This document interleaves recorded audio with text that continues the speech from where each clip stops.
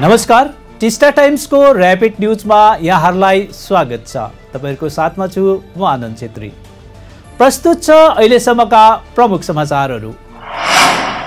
पर्यटनलाई दार्जिलिङ पहाडको आर्थिक मेरुदण्ड मानिने भएकोले आज विश्व पर्यटन उत्सवको अवसरमा पहाडको एक चर्चित पर्यटक स्थल लामाहट्टा पार्कलाई अझ आकर्षक बनाउन यस वर्षदेखि एक दिने लामाहट्टा ताल उत्सव विविध कार्यक्रमको साथमा आरम्भ। यस अवसरमा जिटिए प्रमुख कार्यपाल अनित थापा प्रमुख अतिथिका रूपमा थिए उपस्थित। इन्डियन गोर्खा जनशक्ति फ्रन्टको पहलमा आज पार्टीको केन्द्रीय कार्यालय दार्जिलिङमा अजय एडवर्डको उपस्थितिमा एउटा विशेष युवा कार्यक्रम युवा सङ्गम सम्पन्न। उक्त कार्यक्रममा विभिन्न क्षेत्रका युवा कार्यकर्ताहरूको उत्साहपूर्ण थियो उपस्थिति।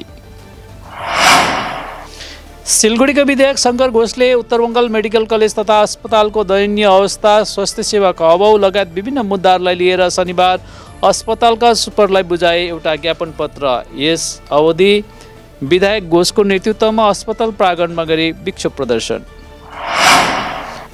सिटोङमा विभिन्न सांस्कृतिक कार्यक्रमहरूको साथमा आज केक काटेर पालन गरियो विश्व पर्यटन दिवस। यस अवसरमा सम्पन्न युनाइटेड सिटोङ होमस्टे वेलफेयर सोसाइटीको वार्षिक साधारण सभामा सबै सदस्यहरूको निर्णय अनुसार पुरानो समितिका अध्यक्ष विक्रम राई लगायत अन्य सबैलाई नयाँ समितिमा पुनः निरन्तरता दिएको छ।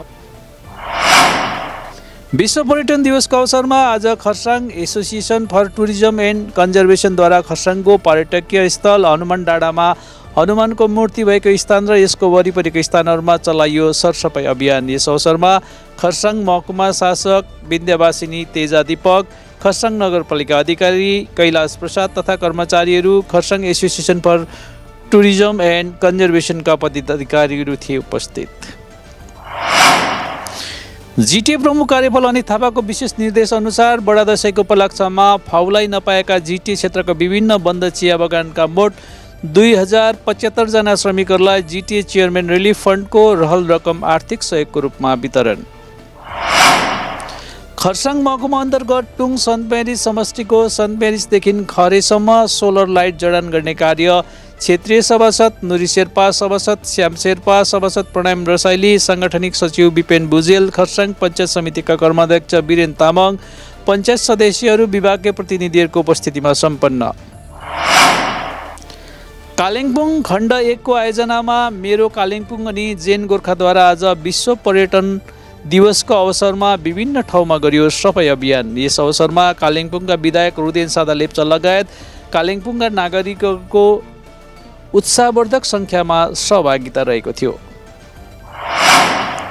शनिबार महापञ्चमीको दिन साउडाङ्गी हाट महिला सञ्चालित दुर्गा पूजाको अवसरमा 110 जना विपन्न परिवारका महिलाहरूलाई राजगञ्जका विधायक खगेश्वर राईले एउटा कार्यक्रमबीच वितरण गरे नयाँ साडीहरू। यस वर्ष समितिको पूजाले 63औं वर्षमा प्रवेश गरेको छ।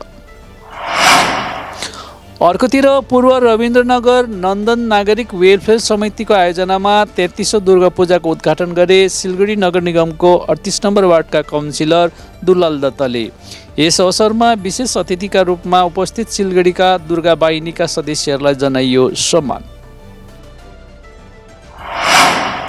हवस् त दर्शकवृन्द, अहिलेलाई भने यति नै। हेर्दै गर्नुहोस् टिस्टा टाइम्स।